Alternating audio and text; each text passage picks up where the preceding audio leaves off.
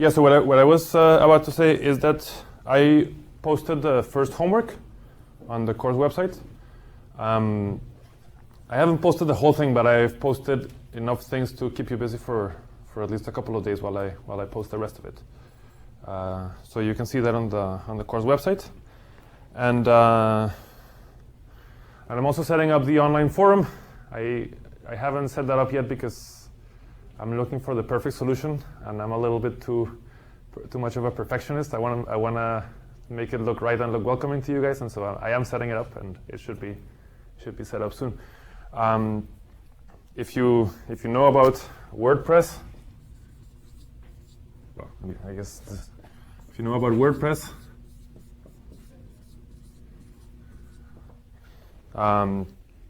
that's a I don't know what you call it. I guess a website that hosts blogs, and I'm gonna set up a.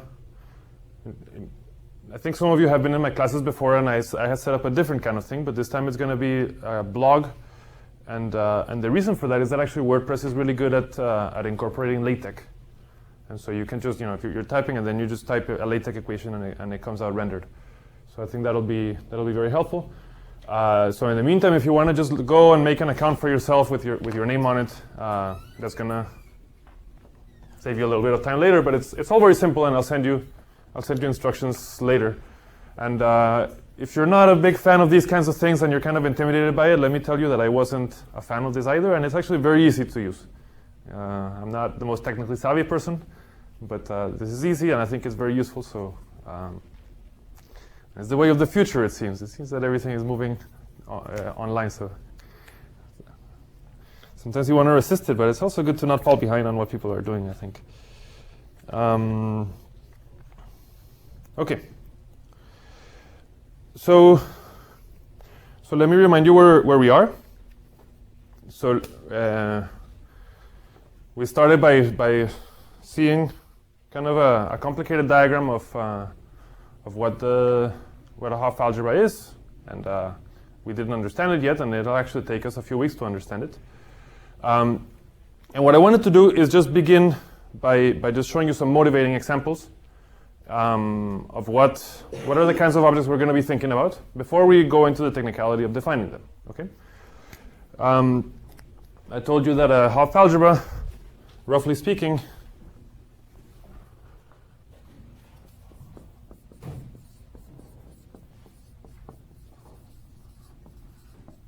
is an object that is simultaneously well,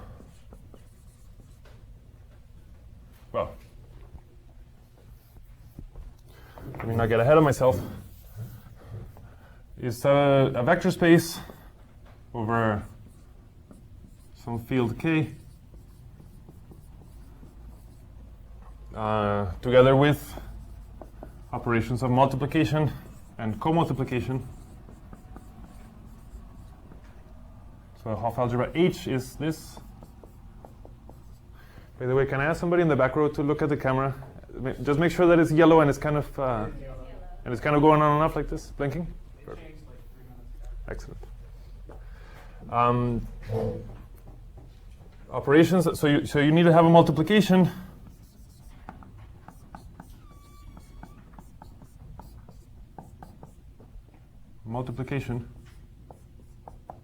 And you need to have a co-multiplication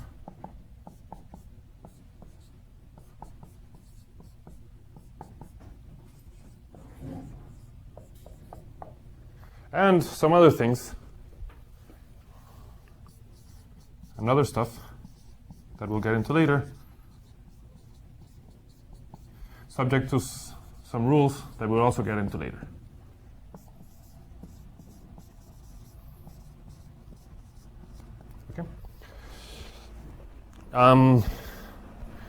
And what I want to do right now, and let me just be perfectly clear, I'm just kind of this is a discussion to motivate things, but we're not going to go into a lot of detail, and we're not going to be very precise about the definitions because for the first 20 minutes or so of today, I just want to give you examples, and then when we're done with examples, when you see what it looks like, then we'll actually get into formal definitions. So the first example that we talked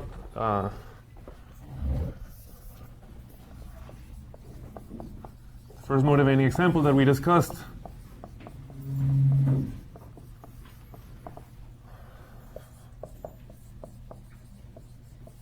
comes from groups.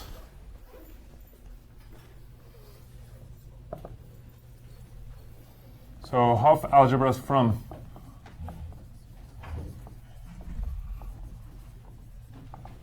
so given a group, I said that you can so G is a group and K is a vector space.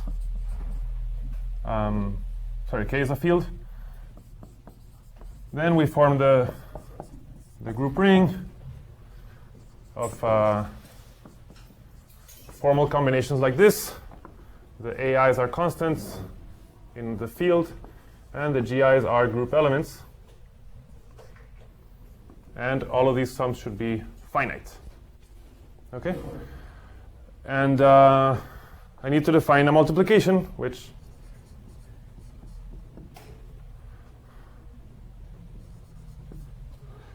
I defined on the generators.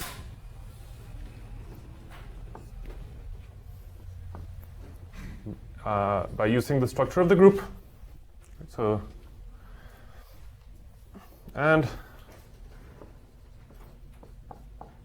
then I extend linearly. And what is the point here? The point is that we discussed how every element in this tensor product is going to be a linear combination of things of this form. And so if you define M on things of this form, and all of our maps here are linear, then by defining it on the generators, you're going to have defined it everywhere. Same for the co-multiplication. I need to define a map from here to here. Now for H is going to be KG, okay? And so I just need to define what this map does to the linear generators of this thing, which are the group elements. And so I define that by saying, by trying the simplest thing possible, which is just to do this and extend linearly.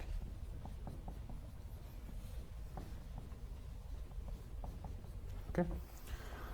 And as I told you earlier, if I really want to define this Hopf algebra, then I need to define the unit, the co-unit, the antipode, and check all these rules.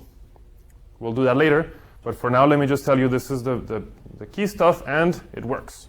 So this is a Hopf algebra. Okay? So that's the first motivating example.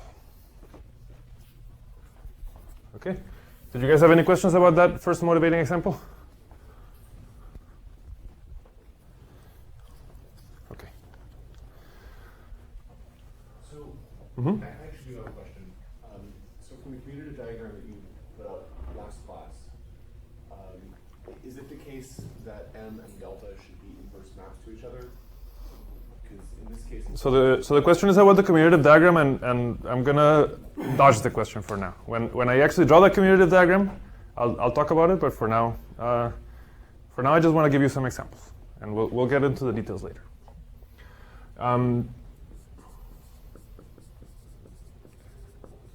So another example of a Hopf algebra is a polynomial ring like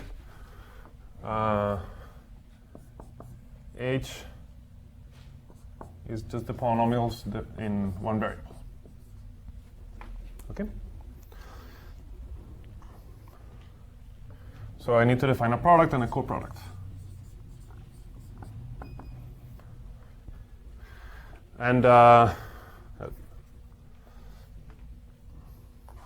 by the way, here I call it multiplication, here I call it product. It's the same thing. So how should I multiply things in a polynomial ring? Well, probably the way that I'm used to. You just multiply polynomials. Let me say it, right? So you take a polynomial, another one, and you multiply them the way that you always have.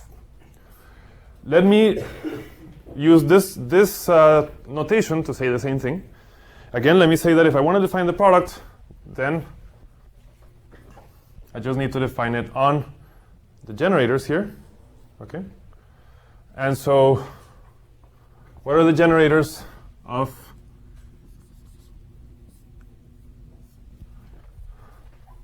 H tensor H? I told you that if you want a basis for a tensor product, then what you need is to take a basis of the first guy, a basis of the second guy, and then tensor those two bases. So if you have m elements in the first basis and n elements in the second basis, then you're going to have m times n elements, which are one of these tensor one of these. So if I want a basis of k of x as a vector space, what's a basis of the polynomial ring? So the simplest basis, I think, is 1, x, x squared, x cubed, etc. Okay? So the basis x to the something. So I take a basis here, which is all the things of the form x to the something, and a basis here, which I'm going to use the same basis, x to the something, and then I take all the possible pairs. Okay? So one such pair is going to look like this. I think I need to write a little bit bigger.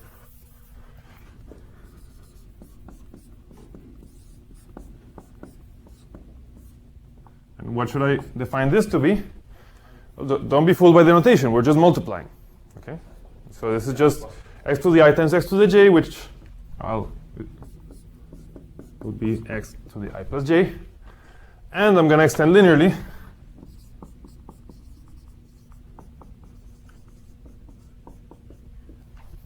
But don't be fooled by this. This is not any more complicated than what I said earlier. This is just the usual multiplication. The usual product on polynomials.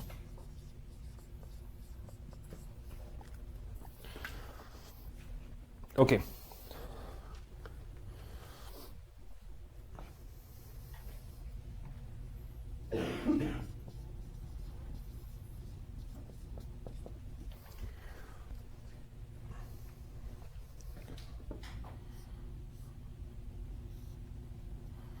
Coproduct. So I need to define the coproduct on a basis here, which again I'm going to use the basis x to the something. Okay. Now let me just start kind of humble by saying, okay, let's look for the easiest, or one of the easiest things would be to define the coproduct of x. Okay.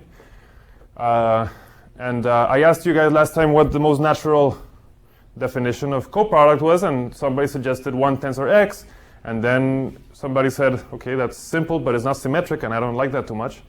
And so we found two possible solutions to symmetrize that thing. One solution was to do this, and the other solution that somebody suggested was to do 1 tensor x plus x tensor 1. And it turns out that that's actually what we want to do here.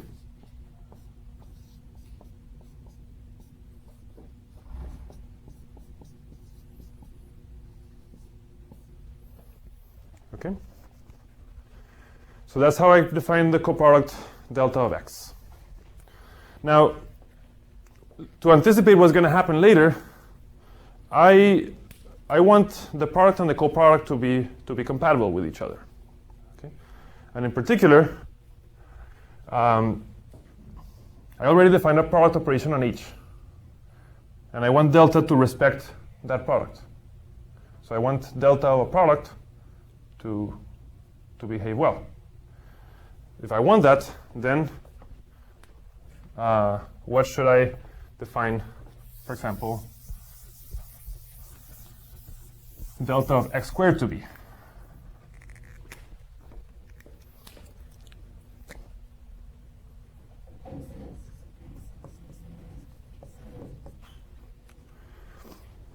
If I want delta to respect the product that I just defined, then presumably I should define delta of x squared to be this times this. Okay? And that is what I'm going to do. 1 tensor x plus x tensor 1 multiplied with itself.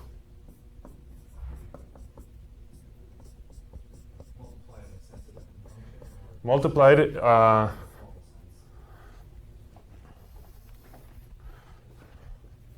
so what I want is that multiplication here takes me to multiplication here. I want this. I mean, this should be familiar from, this is like a ring homomorphism, where I want the product here to be transferred to the product here. So I define the multiplication here to be x to the I times x to the j is x to the I plus j. What's the product here in H tensor H?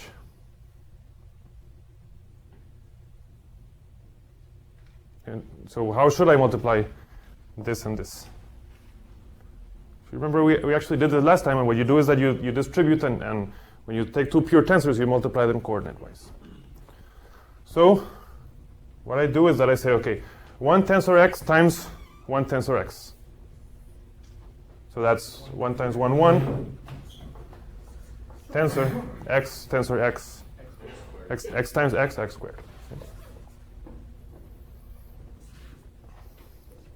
Plus, let me do this times this. So 1 times x is x, and x times 1 is x. Okay? Then I do this times this, so I get x times x. And then I do this times this, so I get this. Okay? Can I simplify this? Yeah, I can bring these two together. So I get 1 tensor x squared plus 2 times x tensor x plus x squared tensor 1. So probably that is what I should define delta of x squared to be if I want everything to behave nicely. We agree? In general, or are you just going to get something that looks like binomial distribution? You can kind of see what's going to happen, right? I mean, I hope this looks familiar to you. And if you kind of extrapolate, probably what you're going to get here is, well, let me.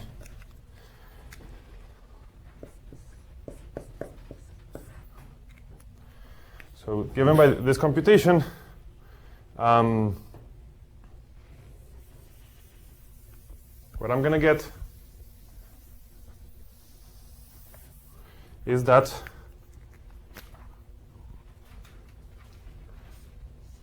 delta of x to the n is what? Well, it looks like we're going to get the binomial theorem, basically, except it looks a little bit different, but I mean, these are clearly 1, 2, 1 are the binomial coefficients in the second row. And in general, I'm going to get the sum from I equals 0 to n of n choose I. And what do I get on this side? It's x to the I tensor x to the n minus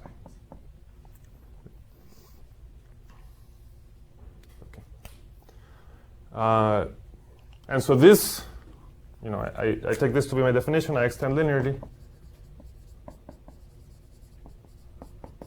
And then I check, you know, you do a little bit more work, but it turns out that this is also a Hopf algebra. Okay.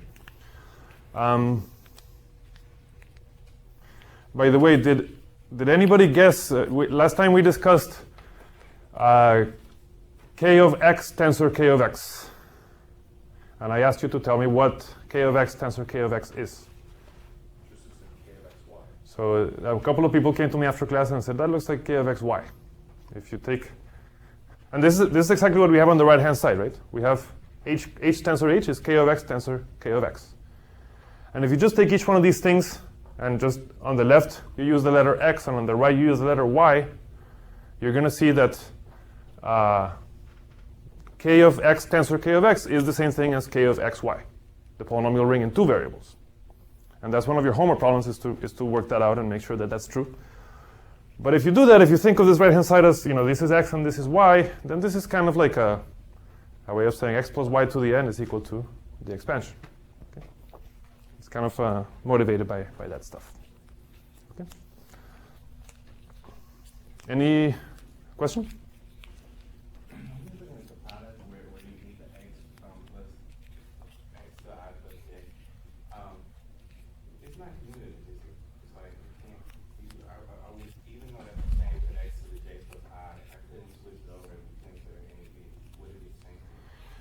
Right. So one thing that I mentioned is that sometimes these things are going to be commutative, sometimes they're not.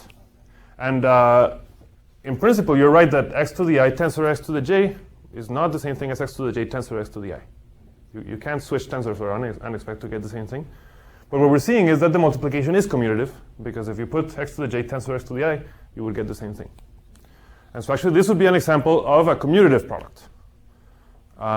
Whereas the previous one, with the group is not a commutative product because we were using the product in the group. And groups are not necessarily commutative. Okay, so that's another motivating example, very important example. Polynomial rings have a structure of a Hopf algebra. Okay. Any other questions about it?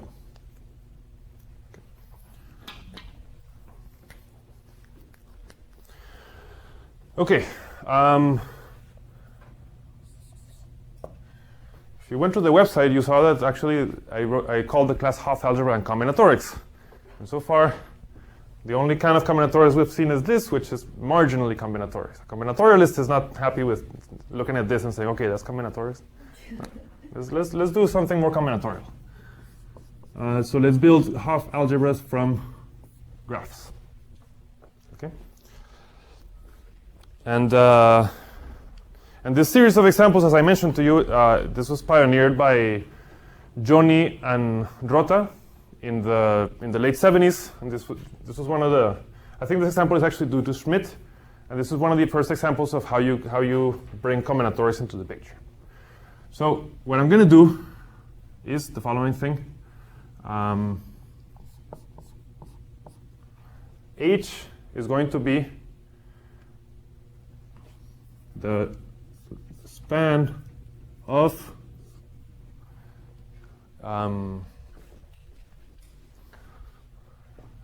isomorphism classes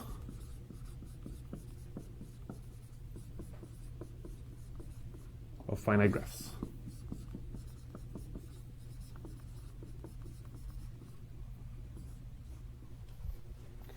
So what do I mean by this? An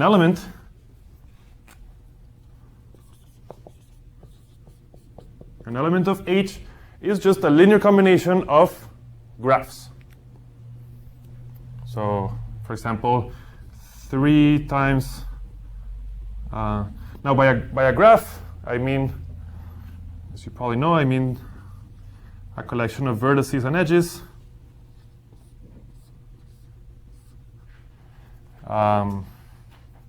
So you have a finite number of vertices and some edges between them. And let's say that these graphs are undirected, and let's say that they have no loops. They have no self loops. You cannot connect a vertex to itself. So I can take 3 times this graph, maybe this one. This is the first graph that most people encounter, I think, in life. Or is this a Colombian thing? You know this? That you can go all the way around and draw that house without lifting your pencil? That's the first graph theory problem I ever solved. Anyway, that's a graph. Then maybe minus 7 times this graph plus 2 times this graph.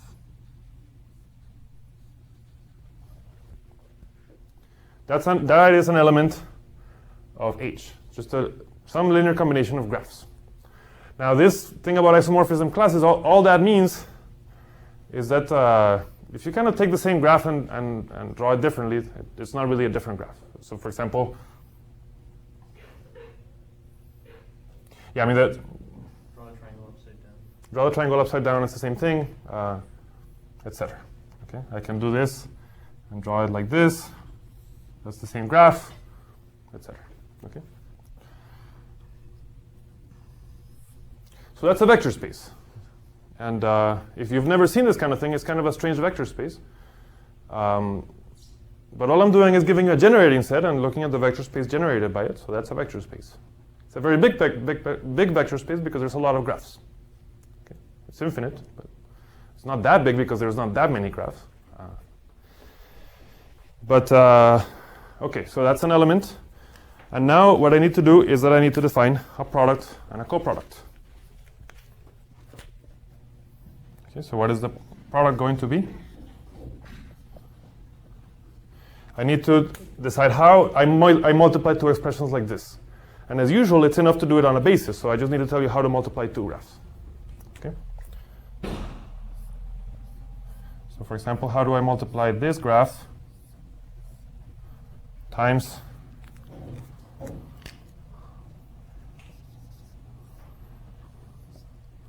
I don't know, this graph? Well, there's many things you could try to do. And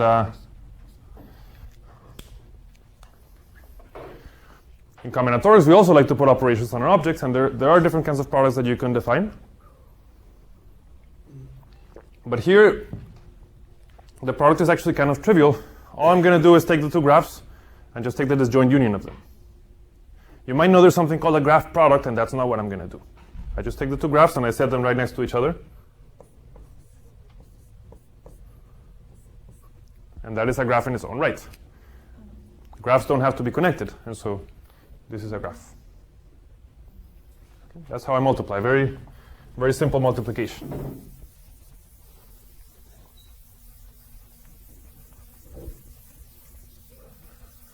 And then, as usual, I extend linearly.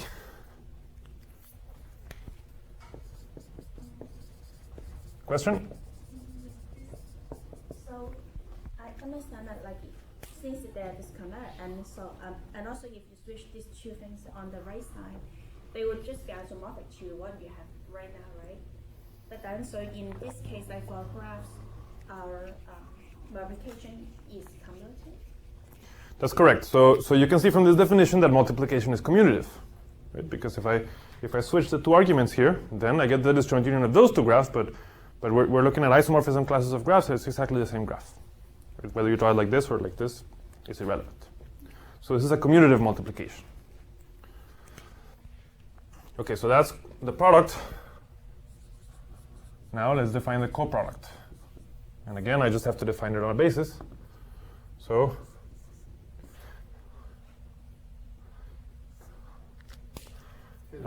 yeah. I wonder if you can give an example of how you start with a basis of graphs, because I think it would be easier for me to see how you get a vector space from.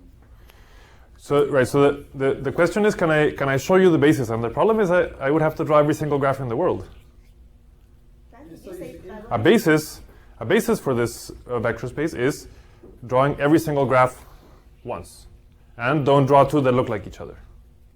So like, subspaces and all these things seems to be inherently dependent on the basis chosen. So you start with basis, you can see how you can. Basically, yeah, I mean, it is kind of a coordinate dependent thing that I'm doing right now. I'm just giving you the basis. I start with the basis, and then if I give you a basis, you get a vector space. What are subspaces, etc.? Those are interesting questions, and you can think about them. They're not trivial. But I mean, this is just a free vector space generated by this basis, and it's an infinite basis in bijection with all the finite graphs. But this is an example, right? But I mean, then when people use with graph vector spaces, do they actually use with finite dimensional graph vector spaces? So I mean, I could. Okay, that's a good question. How come I didn't say, for example, isomorphism classes of finite graphs on m vertices? That would be nicer. That would be a more manageable thing. And for example, I could give you the example of all finite graphs on 5 vertices. What is the problem with doing that? Can I define this product on that space? No. No, right? Because if I take a graph with 5 vertices and I take another graph with 5 vertices, when I multiply them, I don't get something that has 5 vertices. And that's why I'm forced to consider the graphs of every number of vertices, and that's why I'm stuck with this big infinite space. And we're going to do a lot of constructions like this, and you'll become more used to this. But I agree, if this is the first time you see this, it's a little bit of a strange thing, but I think you'll agree that I'm defining a vector space. I'm giving you a basis, that's a vector space. Yeah? Is it right to just basically consider every graph like a formal placeholder, and then this would just look like an infinite coordinate, like a countably infinite K-double? Yeah, yeah. Yeah, the number of graphs is countable, and so this is a vector space of countable dimension.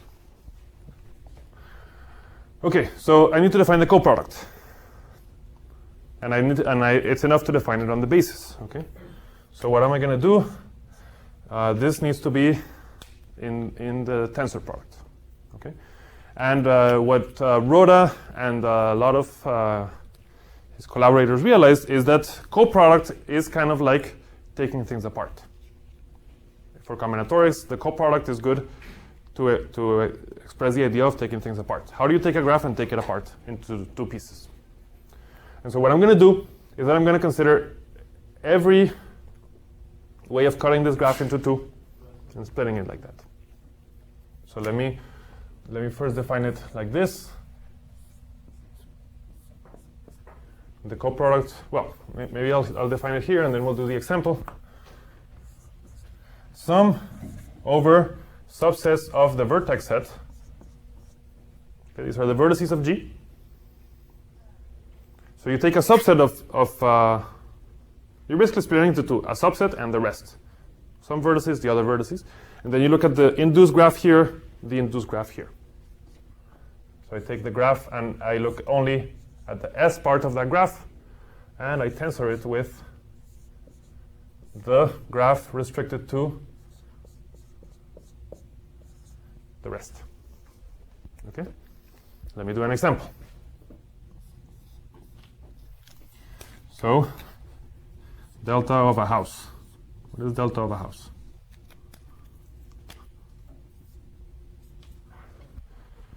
I need to look, first of all, how many terms does delta of a house have?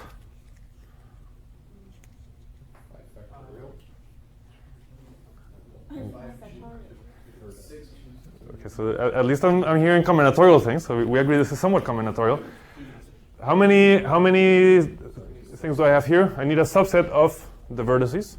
There's 5 vertices, and a set of 5 elements has 2 to the 5, 32 subsets. So this is going to be a sum of 32 things.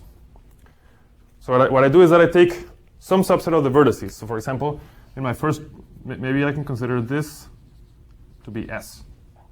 Those 3 guys. Then what I get is the graph restricted to those 3 guys tensor the graph restricted to the other 2 guys.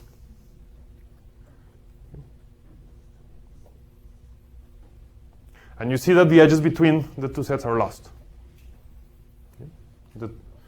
I'm basically looking at, maybe it's actually a little bit more helpful if I do it like this.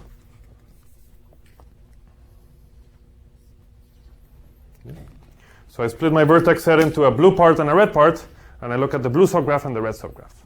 And the edges between a blue and a red are lost. Okay? So that's one of the terms, but there's many more. Yeah? You have the empty set as I can have the empty set because it's a subset. And so, for example, if I choose the empty set to be S, then I get the empty graph, which is a graph. Let me draw it in blue so that we remember that's a graph. Tensor.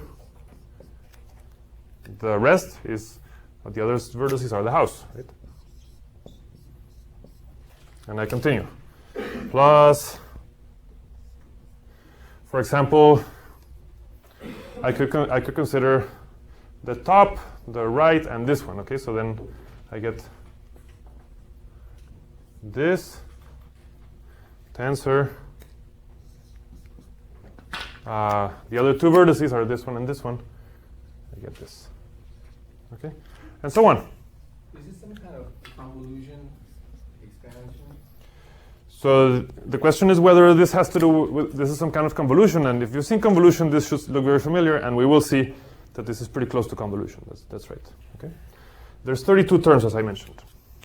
Okay, now am I going to have any? Are the 32 terms going to be different, or do I have some groupings? Yeah, I have some grouping. Why? Well, you see, the question is whether I can get the same thing to appear twice. And I can, for example, if I take, there's symmetry here. And so, for example, if I take the S symmetric to this one, I'm going to get isomorphism everything. And so I'm going to get the same term repeating. Okay? And so there's actually, in principle, 32 terms, but some of them merge together. Okay? And that is why I take isomorphism classes, so that those things get grouped together. Okay, maybe a little bit strange, but this is what a good part of the class is going to look like. We're going to do algebra on combinatorial objects. Yeah? What happens when you merge them? What? If you had 2 terms that came out the same, how do you merge them? Just put like a... If something tensor something appears twice, then you just say 2 times that one. Okay. So those are Hopf algebras from graphs. Okay, that's a good example.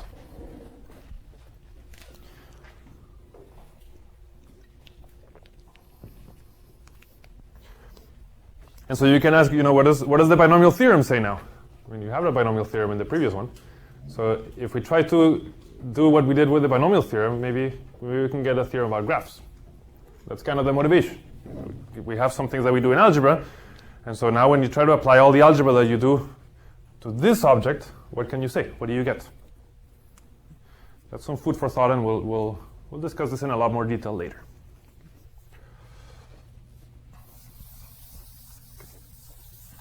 Let me do one last example, also from Combinatorics.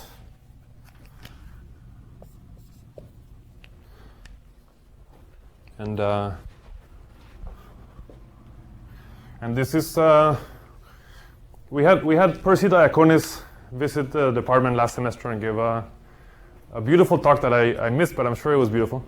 About you might know, and he might have told you that a lot of his mathematics is motivated by shuffling cards, and therefore this is his favorite.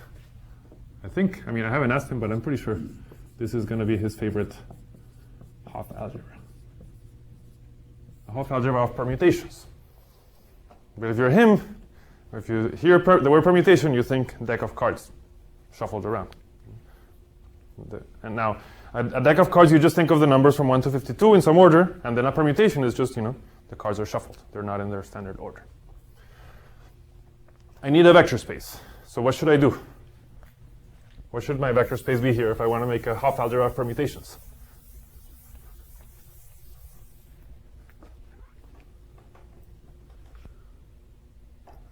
Don't be shy. What would you do? What would you do? Permute some number of numbers. And then, so in particular, you're telling me that I shouldn't base myself to permutations of a fixed set of numbers, but I should allow myself, 3 numbers, 7 numbers, all permutations of all sizes. And then what should I do? That's not a vector space yet.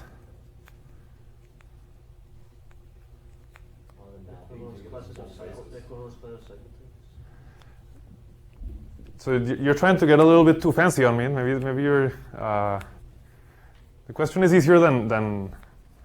I mean, you could do different things, but what's the simplest thing that you could do here? Take all permutations. Just take sums of permutations. Like I just took all the sums of graphs. Let me just take sums of permutations. Okay. So the linear combinations of permutations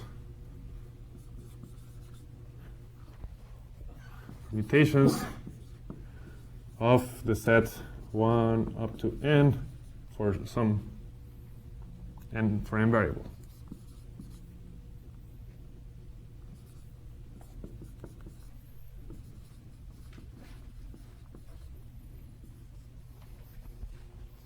Okay. And yeah, in the previous one I had isomorphism classes, and so you might think that you need to do isomorphism classes. We're just going to do every single permutation. So every permutation of the numbers from 1 up to some number is going to be a basis element, and we're going to take combinations. Sorry, could I just confirm that? So here, for each of these, you're using one fixed n, right? No, so that's a very good question. And so what's an element here? An element here looks like 3 times the permutation 4, 1, 2, 3. And I'm going to use one line notation, plus 7 times the permutation 2, 1, plus the permutation 5, 2, 1, 4, 3. Okay? Because every basis element is a permutation of the numbers from 1 up to n for a single value of n. But I'm taking all linear combinations, and so they're going to get mixed up. I need to be able to say this plus this, because in a vector space, you can always add 2 basis elements. Yeah? So just to clarify what you're saying about equivalence classes, that's one line notation. The permutation 2, 1 and the permutation 2, 1, 3 are the same permutation, but we're going to formally consider them different. No, 2, 1 and 2, 1, 3 are not the same permutation, because 2, 1 is a permutation of the numbers 1 and 2, And 2, 1, 3 is a permutation of the numbers 1, 2, and 3. And so I consider them different. But if you apply them to the numbers 1 through 10. That's right. I consider them different. Yeah. So maybe to be. So let's do that here. Record that in this example. 2, 1, 3, 4, 5. I mean, I see what you're saying, that both in this and in this you're swapping the numbers 1 and 2, but I consider these two different basis elements. Okay. Okay. So I need the question. What does 3 times 4, 1, 2, 3 mean? Does that mean you do 4, 1, 2, 3 times? No, this is so maybe it'll be clearer if I mean, at some point I'm going to stop doing this, but maybe I'll use different colors so that you understand that these are just formal. 3 times anything, 3 times this just means take 3 times this permutation, but it doesn't mean apply the permutation 3 times. It has no meaning except it's just like a formal thing. Take this permutation 3 times. So all these permutations here are just treated as objects. I mean, we don't even give them meaning. For this one or doesn't mean, and it's not to this point. Okay, but wait, because we're going to multiply them, and now we are going to do the product and co-product, and now we're going to use other permutations. And now it turns out that it's actually easier to define the co-product. So let me define that one first. So what is the co-product? I take delta of a permutation, delta of a permutation U,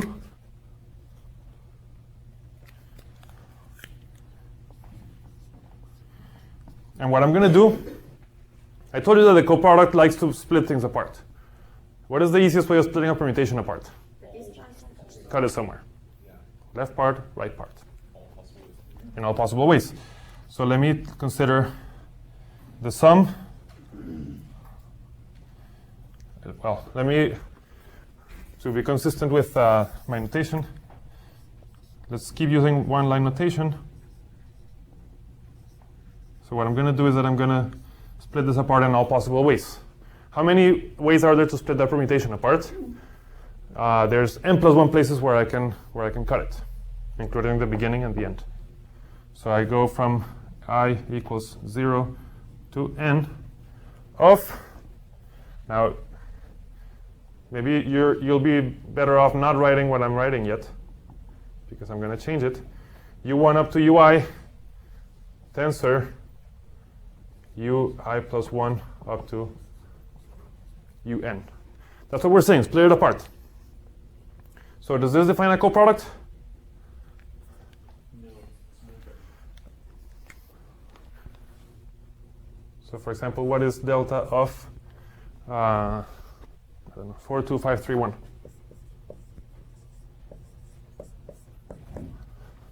I cut it in every possible way. Okay, so I get empty permutation tensor 4, 2, 5, 3, 1 plus.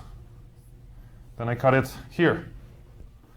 4 tensor 2, 5, 3, 1. Right?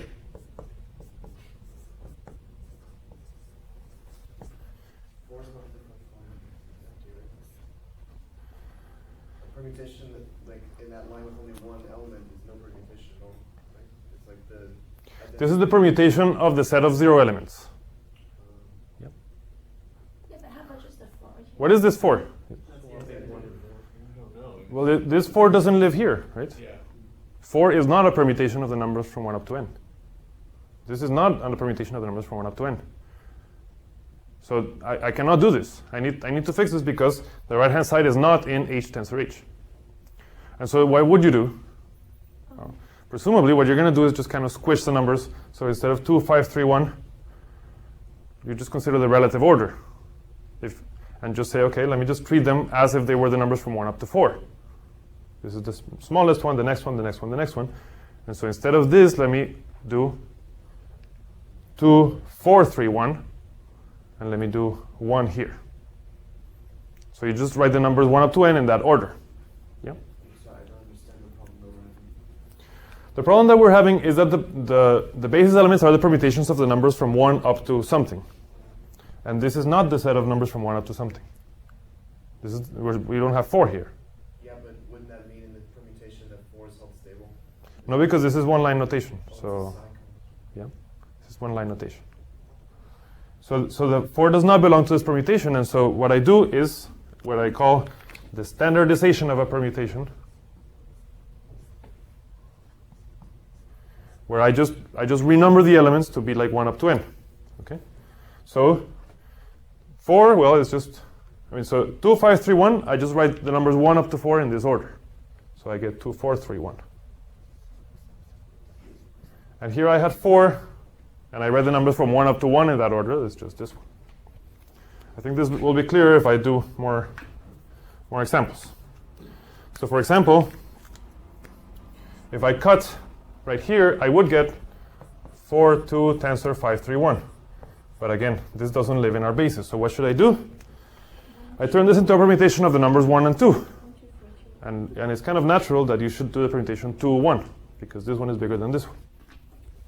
So this is 2, 1, and this is 3, 2, 1. Okay? And I continue. Now for the next one, I'm gonna just do it without erasing. So what is this permutation? Middle, smallest, biggest. Right? So 2, 1, 3. Tensor, the last 2 elements are in the order 2, 1. Okay? Then the next one, this, tensor this. And the last one is something, tensor something. So I take these numbers and they're in the order 3, 1, 4, 2. And this is just a 1. And finally, I get 4, 2, 5, 3, 1, tensor empty. Okay? So that's basically just cutting the permutation in 2, but you just need to kind of relabel things so that delta is well defined. Okay? Any questions about the coproduct? Yeah, previously we had sort of done some work to make sure that the first and second coordinates look symmetric. Does that come out here? So this is very much not symmetric. Right. Yep. Could try to say something about the first and the last element too? Like, The first one and the last one are the same but swapped, right? so basically. But only the first one and the last one, and the rest are just some other stuff.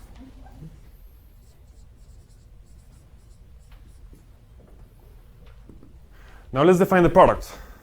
How do you multiply 2 permutations? Well, you have a way that you like to multiply them, maybe. But I'm asking you to multiply something like the permutation 1, 2 times the permutation 3, 2, 1. Okay. This is hard, but I really it's gonna help if I do it in 2 colors. 1, 2, tensor 3, 2, 1.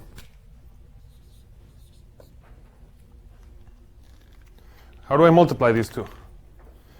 Well, you could just kind of multiply them in the group. Can you do that?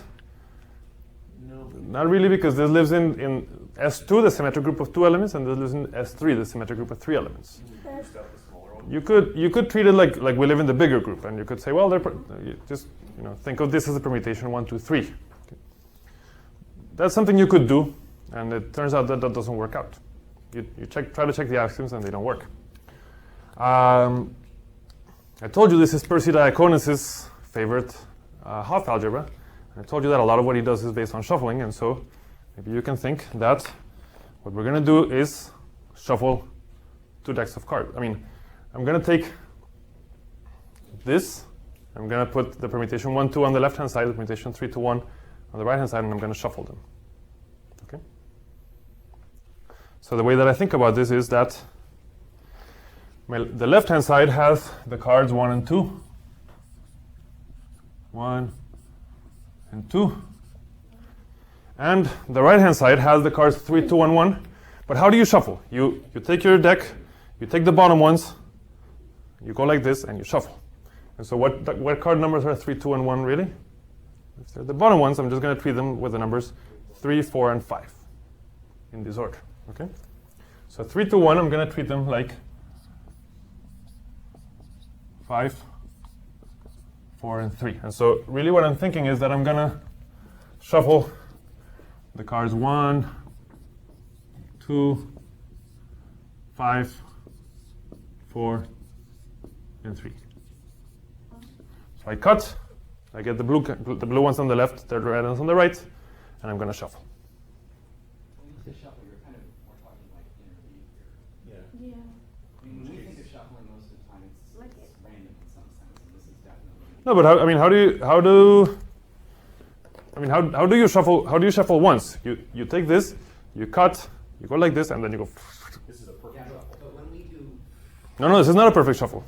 unless we're very good at it, sometimes two cards come from. That's fine. And so we're going to build this into the model. So you realize this process is not deterministic, and when you shuffle, there's a lot of randomness that comes in, and there's a lot of different results that could come out. I'm going to consider them all. What things could come out of this procedure? A lot of things. And are we considering drop from the left and drop from the right? I'm going to consider every single outcome of this. And so, for example, what is an outcome? One outcome is that if I'm not very good at this, then I'm going to drop all the ones on the left-hand side first, and then all the ones on the right-hand side. But they could interweave, and if I'm better at this, then maybe...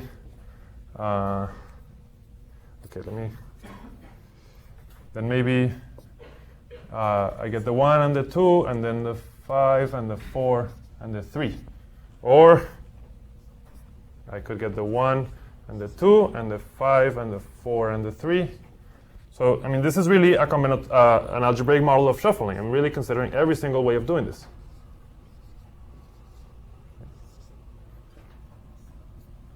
So now I guess I could be doing this.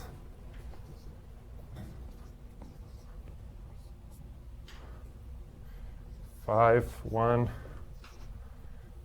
4, 3. I hope I'm not. If I miss one, please let me know, because it would be kind of problematic if I miss one. By the way, how many should I have? 8.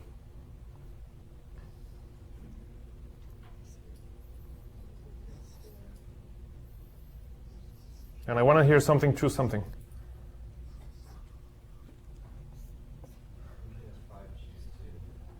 I should have 5, choose 2. Why? Because there's Where five your slots to put 2 blue cards. There's 5 spots to put the blue cards, and once I decide where the blue cards go, I know where the red cards go. So I should have 5, choose 2, which is 10. So hopefully I have 10. Yeah.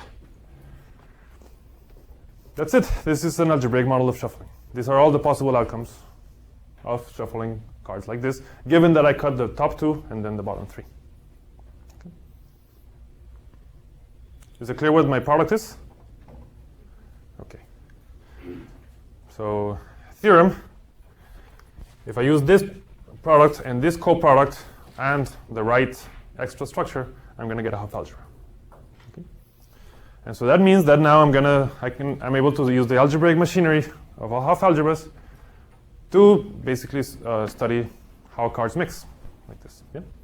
So if you're really bad at shuffling, each of those has equal probability, then you might want to multiply that whole thing on the right side. We have kind of weighted probabilities and something like that. That's right. So if you're really going to get into this topic, then you need to make this more sophisticated and maybe put probabilities, because clearly it's not equally likely that you do this. I mean, this first one, only if you're really bad, you're going to do this first shuffle. Okay. So if you really want to get into the mathematics of shuffling and you want to do a decent job, you're going to have to introduce probabilities or do something more complicated. But this is a good framework to do it in, basically. Yeah. And extending the card shuffling analogy, the coproduct looks like where you cut. So you had a deck of cards, taking the coproduct and then the product of that would be a cut and then a shuffle. Right? Yeah. Yeah. Yeah. Chad? I was just thinking about something I think basically you have the product of the permutation and the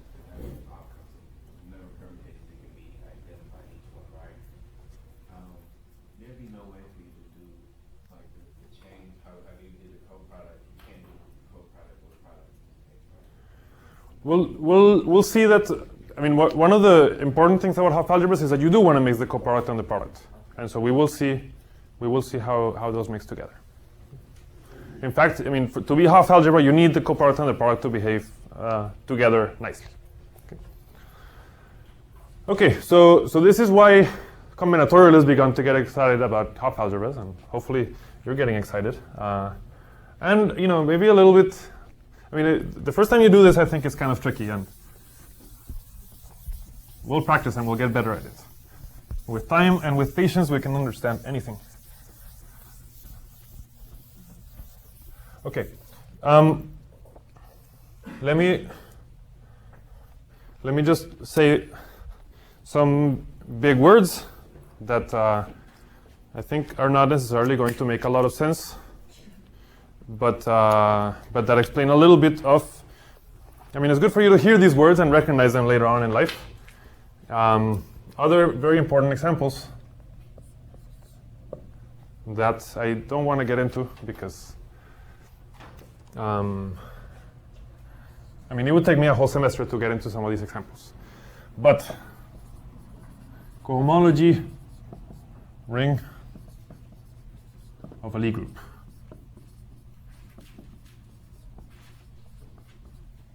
This is really where the roots of the field lie.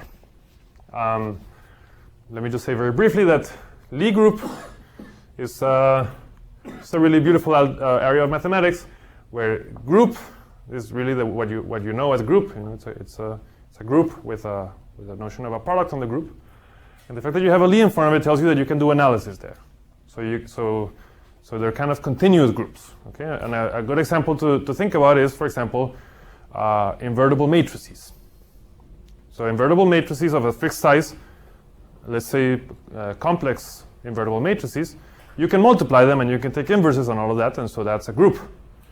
But you can also say that two matrices are close to each other if their entries are close to each other, and that gives you analysis. And so that's an example of a Lie group. Something where you can do topology and algebra and they behave together nicely. Okay? And cohomology ring is something that you do in algebraic topology to try to understand topological spaces through algebra. And so you have this space where you can do group theory, you can do analysis, and then you produce this algebraic object that is supposed to explain to you what the topology is. And really people were trying to understand that algebraic object, and they found that it was a Hopf algebra. I mean, not in that language because Hopf algebras didn't exist at the time, but Hopf algebras were kind of born there in the attempt to understand Lie groups. Okay.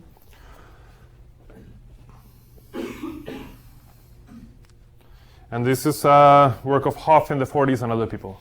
I wrote down Samuelson and Borel, and there's many people involved with this story. Something else, a very important example that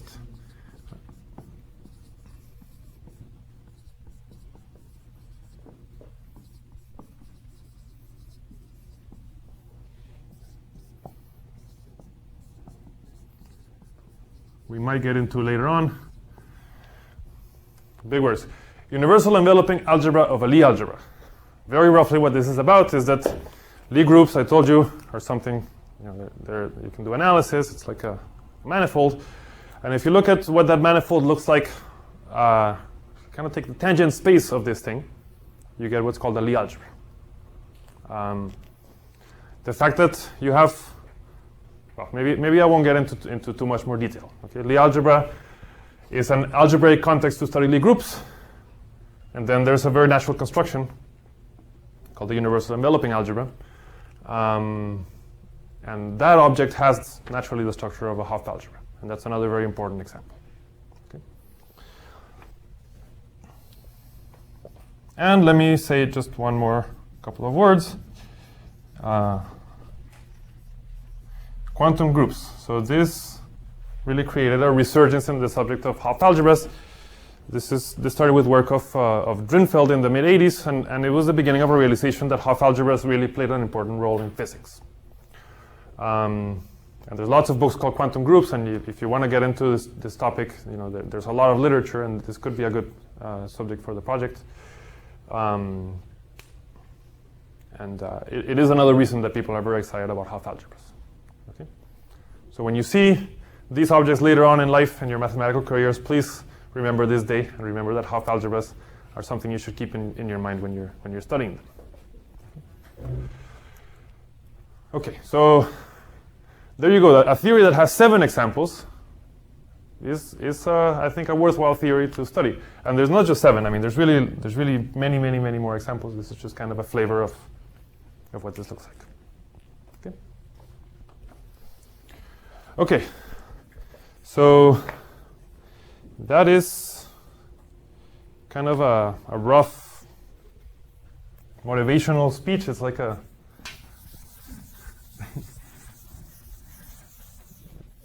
it's basically like a pre-game talk, like a pep talk, so that you can get excited about what's going to happen now. And now we are going to switch gears, and we're going to go back to more rigorous statements and definitions, etc. So now I'm going to be more welcoming of questions about the finer points. Okay? Now we're going to actually get into details. And the first thing, and it's a question that Krista asked me the first day. Why do you keep using algebra as if it was a thing, when normally we think of algebra as a field? Field is a bad word. Algebra is a topic. So algebra is going to keep being a topic, but now it's also going to be a concrete object. Okay. So now what we're going to do is that we're going to study algebras over a field. Okay. Algebras over a field.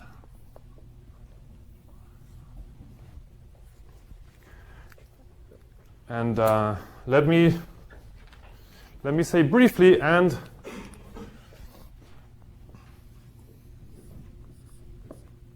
that you can do this more generally as algebras over a ring. Okay. And just to keep it concrete, I'm gonna do the main discussion doing everything over a field. But everything that I'm gonna say right now works for rings as well, and I'll make some comments in that direction. Okay. So what is an algebra over a field? The idea is that this is simultaneously,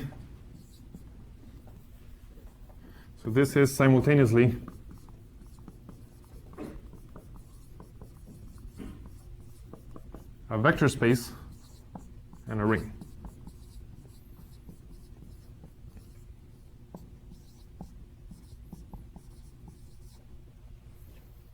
Okay. So in our setup is going to be that we're going to start with a field K, and we're going to start with A is going to be a ring with an identity, multiplicative identity. Okay, this is our setup right now. Now let me tell you right away that one problem with algebras over a field, and let me also say that if the field is K, then we're going to call this a K-algebra. Okay? And one issue is that there's several different definitions of a K-algebra depending on what book you opened. Okay? And what I'm going to do now is give you 3 definitions of a K-algebra, and then we'll see why they're more or less the same thing. Okay? So we're going to give 3 progressively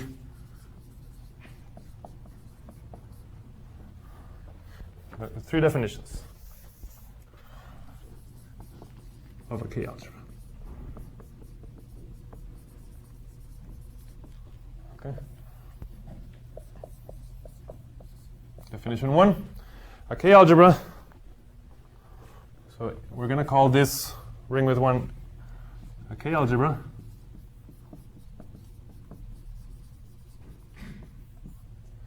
If K is a subset of the center of the ring, and the one of the field is equal to the one of the ring.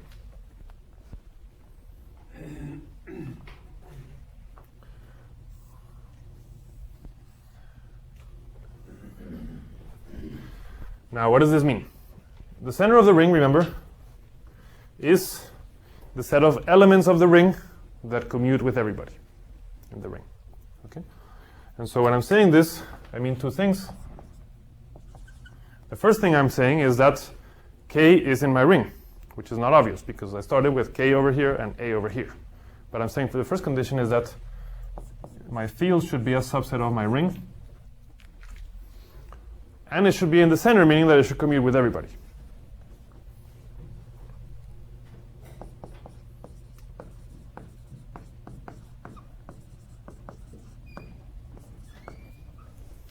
Yep. This is kind of left field, but why are you using a lowercase k for this field for all 735 capital letters for fields? What letter did I use in the last class for a field?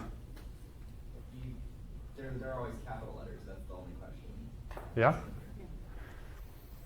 Yeah, I don't know. It is. Line, but there's some actual significance to that. No, it is pretty customary to denote fields like this. I guess I switched notations between the last class and this one, and I didn't notice. And this is the notation that I usually use. But I mean, feel free to call it capital K if you want. From here, from just the first half of the two condition. So from first half, it implies that K must be sitting in must be a subset of A, right? Then how can, if that holds true, how can the second condition not be true at all? I mean, namely 1K equals 1A. How can they not be the same? So this is a. So the question is, if I have this, how can I not have this? It's a very good question, and it's precisely the kind of question that I want to take to the forum. Can you guys think of an example of a field that has this, but a field and a ring where this is satisfied but not this? No, I mean, K is a subset of A, right? K is a subset of A? 1K is not equal to 1. How can that be possible if K is a subset of A? The thing is that in K I have one multiplication, in A and I have a different multiplication, and they just might not be very different from each other. Oh, so they don't have to have the same operation. That's right. Oh, okay, fine. Yeah, that's right. Let's do some examples. So, first example is going to be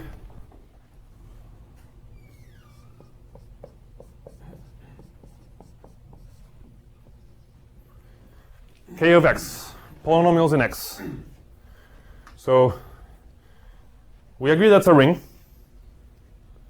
We agree it has a 1. The field lives in this ring. They're just the constant polynomials. And the elements of the field commute with the ring because constant polynomials commute with polynomials. And in fact, everything commutes here, so this is kind of a vacuous condition. And the number 1 on the field is the same thing as the number 1 on the ring. So everything is true kind of trivially, but this is a good example. And this is why, I mean, really, K-algebras are kind of pretty simple things. They're just kind of a ring where you have a field inside of it. That's more or less how you want to think about it. Okay. So that's one example. Question? When you say something like number 1K on the field equals to number 1 A, well, when you make a statement like this, I was trying to understand the significance, and like, are we saying it's only equal at this point, or can be equal at multiple points? So what this means is that, as I told you, when I started over here, I have my field on my right hand, my ring on my left hand, and even if they both have 1s, they might the multiplicative identity here might be different from the one here. And again, it's maybe a good thing for the forum if you can think of an example where these conditions are satisfied, but where the 1 doesn't match.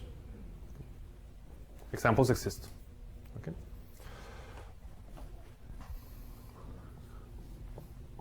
Now I could just do this with more variables, and that's not a problem either.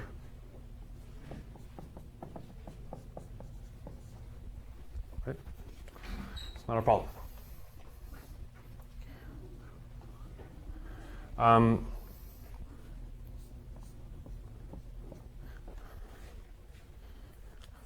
Maybe I'm going to switch to red now. What about n by n matrices? So these are all the n by n matrices with entries in K. That's a ring, right? You can add matrices, you can multiply matrices the way that you're used to multiplying them. So is this a K algebra?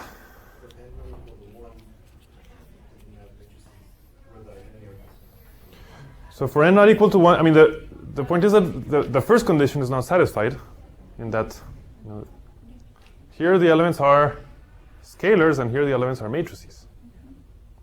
Okay, and so it's kind of like from the get-go, this just does not have a chance of being a K algebra according to this definition.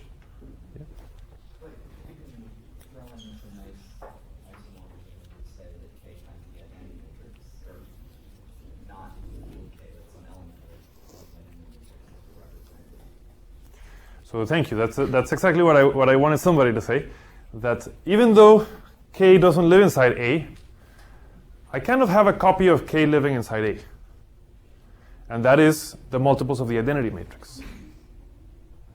For every element of K, lambda, I have a matrix lambda, lambda, lambda, lambda, lambda. And those matrices form a subring, which actually is a copy of K. So let me, okay, red, because according to this definition, this couldn't work. And the problem is that K, okay, so the problem is that K is not in a subset of A, but the solution is that actually, if I look at K times the identity matrix, if I look at all the multiples of the identity matrix, then that is a copy of K that lives inside A. And this is a copy of K. Okay. And so if I want to be a little bit more flexible, then I should just allow this to be a K algebra, and it's not such a big deal.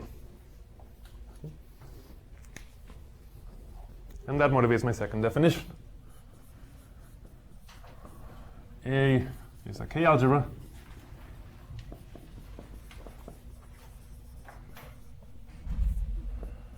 if maybe K doesn't live in A, but some copy of K lives in A. So what I want to say is that there is a ring homomorphism U from K to A such that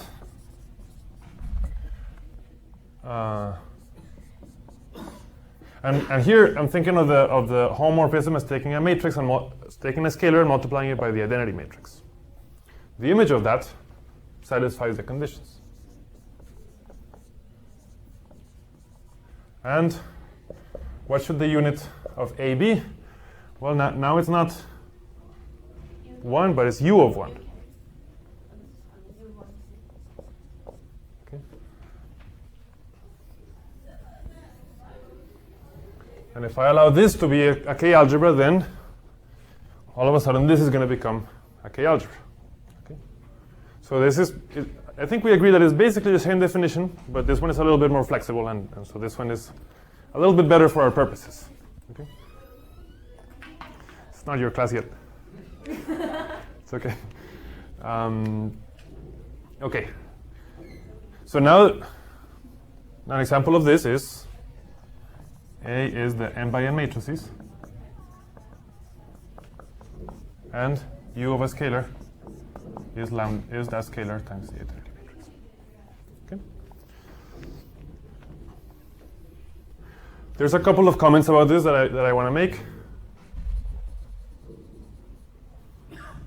First thing, nobody objected when I wrote homomorphism here. But really, I want the image here to be an isomorphic copy. Okay? So one thing that I claim is that if it's a homomorphism, then actually it has to be injective.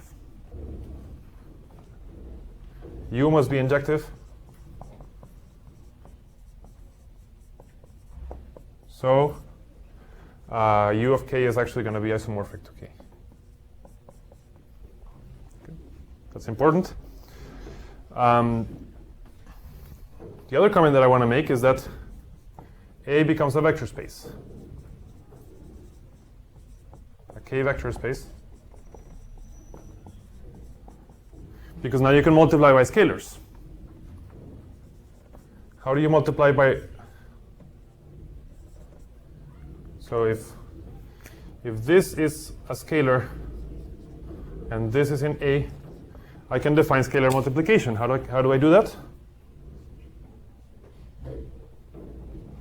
Well, lambda is in my field and it has an image inside the ring, and so I just multiply by that guy.